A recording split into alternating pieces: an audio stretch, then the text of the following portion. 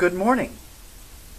This is a Sunday School lesson for October 18th, 2020. I'm titling today's lesson, Your Name is Something God Knows. The lectionary readings for today are Exodus 33, 12 through 23, Psalm 96, 1 through 13, Psalm 99, Isaiah 45, 1 through 7, Matthew 22, 15 through 22, 1 Thessalonians 1, 1 through 10, and I plan to talk to you today about how the ruler of the universe knows you, personally, whoever you are, no matter what kind of labels others put on you or you put on yourself. Here's a short list of Bible verses about God caring for you. These are the Bible verses that I'm going to use today.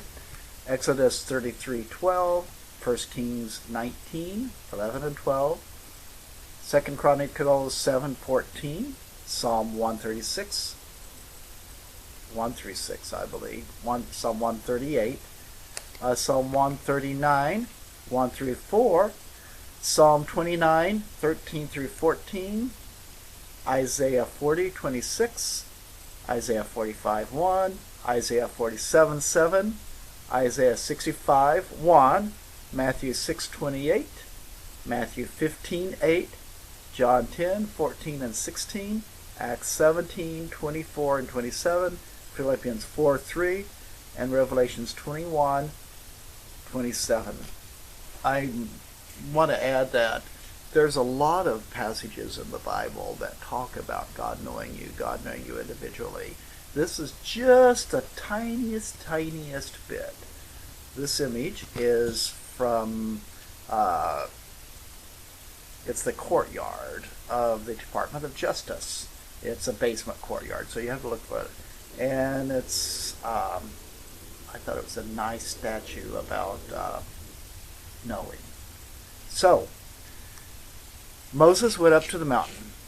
He was doing the kind of things that constitutional congresses do now.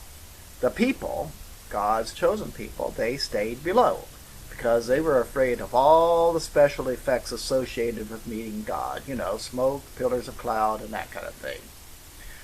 Maybe they were smart. Dealing with the most powerful being of the universe can be kind of overwhelming. This was the rule of the world and heaven and earth. What would God want with the average person anyway? Well, that's a good question. But Moses had a relationship as an individual with God, the same kind of relationship that Enoch, Abraham, Isaac, and Jacob had had. Exodus 33:12. And Moses said unto the Lord, See, thou sayest unto me, Bring up this people, and thou hast not let me know whom thou wilt send with me. Yet thou hast said, I know thee by name.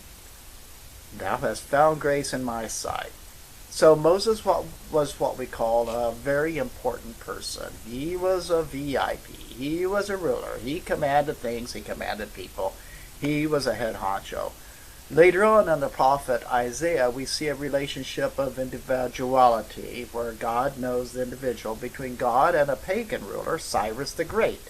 Here's what Isaiah 45 says. For Jacob my servant's sake and Israel mine elect, I have called thee by thy name. I have surnamed thee, though thou hast not known me. So basically it says God is taking interest in Cyrus. You have a Bible. You can read through the rest of the passage. And Cyrus was pretty special for sure. What I want you to note, though, is that the relationship seems a bit lopsided. God knows Cyrus. Cyrus maybe doesn't know God. Of course, Cyrus is just a working stiff, a very powerful one, but basically he was just a guy and pretty finite perceptions is what he had. I don't know how he personally felt, but here it says that did not matter. He perhaps did not know God, but God knew him. And what he did was very important to the Hebrew people. That's why Isaiah thinks that he's pretty darn important. How the nation can seek God. The whole people. 2 Chronicles 7:14, if my people, which are called by my name, shall humble themselves and pray, and seek my face, and turn from their wicked ways, then I will hear from heaven, and will forgive their sin, and will heal their land. I didn't write this down. I wasn't planning going to the book of Jonah, but the book of Jonah is all about people who weren't God's people turning to God. And it angered Jonah. He wanted those people to die. But prophets don't always agree with God, right? So far, we've looked at how God knows the nation of his people, and the rulers, at least, who are important. However, for some reason, even in the Old Testament, it turns out that God's attention is not just on his chosen people. Isaiah 65:1, I am sought of them that asked not for me. I am found of them that sought me not. I said, behold me, unto a nation that was not called by my name. In fact, apparently being one of God's chosen people might not be as satisfying as it should be in the same book. Isaiah 29:13 and 14, wherefore the Lord said, forasmuch as this people draw near to me with their mouth, and with their lips do honor me, but have removed their heart from me, and their fear toward me is taught by the precepts of men. Therefore, behold, I will proceed to do a marvelous work among this people, even a marvelous work and a wonder, for the wisdom of their wise men shall perish, and the understanding of their prudent men shall be hid. Makes me think of some stuff going on nowadays. What does this imply? That something about people's attitudes, what goes on inside them, affects a relationship with God. Paul, hundreds of years later, talks about some very ordinary folks. He does not even mention all of their names. Philippians 4:3. And I entreat thee also, true yokefellow, help those women which labored with me in the gospel, with Clement also, and with other my fellow laborers whose names are in the book of life. So Paul can't even remember their names, apparently, or his scribe didn't feel like writing them down, but God knows their names. The book of life refers to the fact that some folks assume God has a bookkeeping system. I personally would say that God, and being rather infinite, knows more than could ever be contained in a book. But here are the words, book of life, so we'll go with that. The book of life is mentioned mostly in the book of Revelations, but other places too. Revelations 21:27. And there shall in no wise enter into it, that's heaven, anything that defileth, neither whatsoever worketh abomination or maketh a lie, but they which are written in the Lamb's book of life.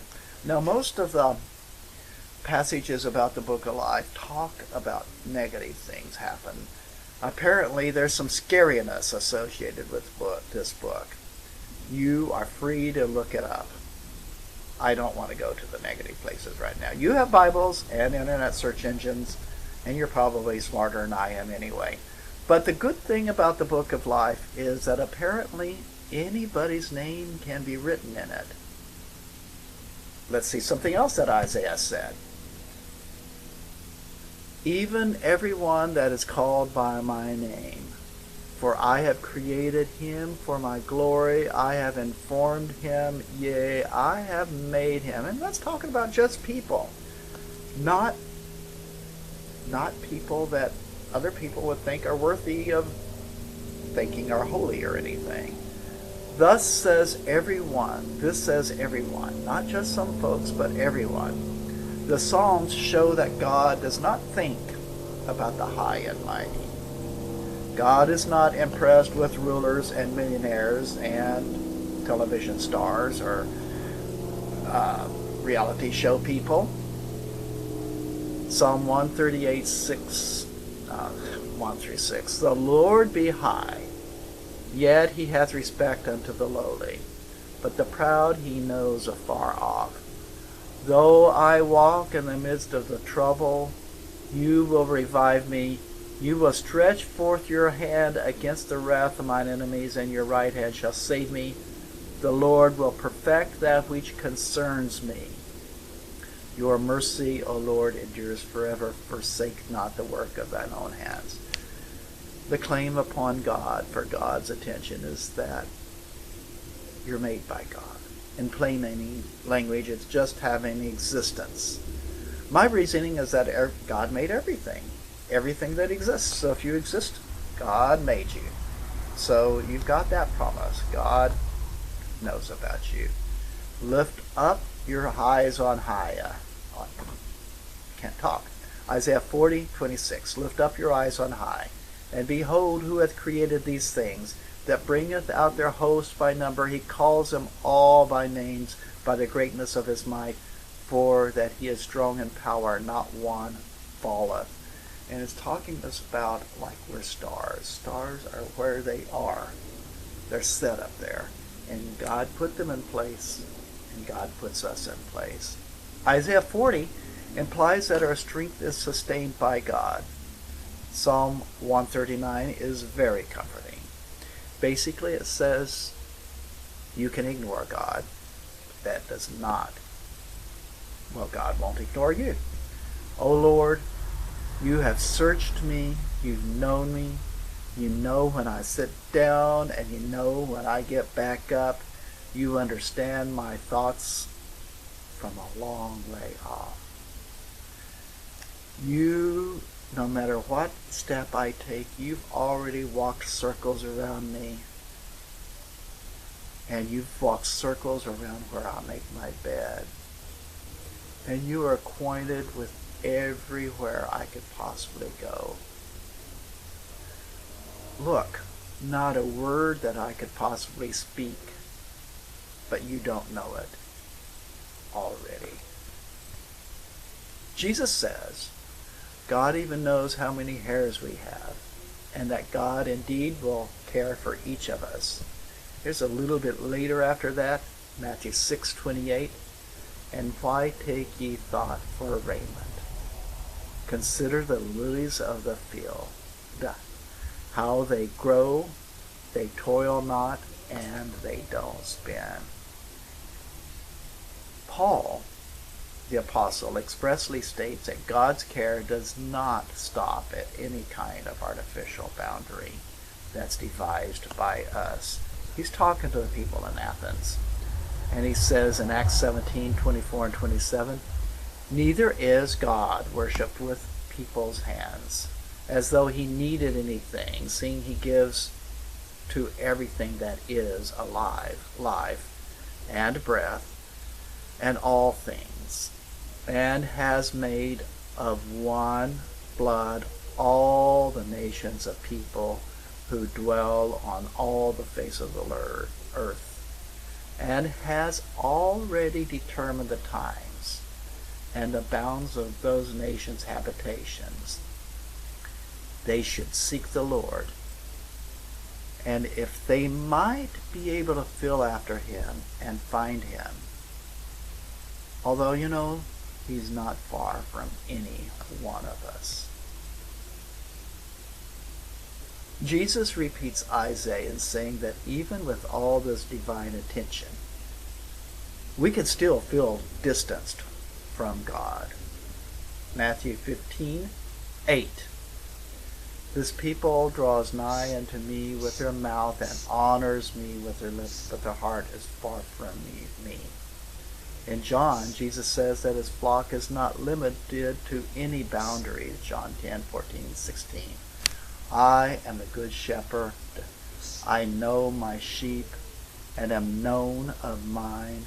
As a father knows me, even so know I the Father, and I lay down my life for the sheep.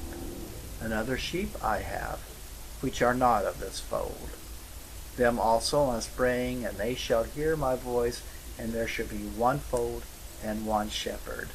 So all kinds of people are in the fold of God, the fold of Jesus. And lastly, I want to point out that the special effects that so frightened the people at Sinai are not what God is all about. 1 Kings 19:11 through 12. And he, God, said to Elijah, go forth and stand upon the mount before the Lord. And behold, the Lord passed by. And a great and strong wind rent the mountains, and brake in pieces the rock before the Lord. But the Lord was not in the wind. And the wind after that was an earthquake.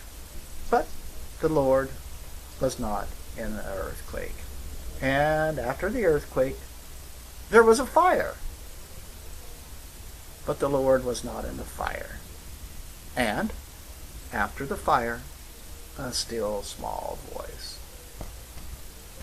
So let me summarize. God is a still small voice that will always talk to you. God knows you. You can have boundaries, yes, that can keep you from being aware of the presence of God. But that only means something to you, and it doesn't mean a thing to God.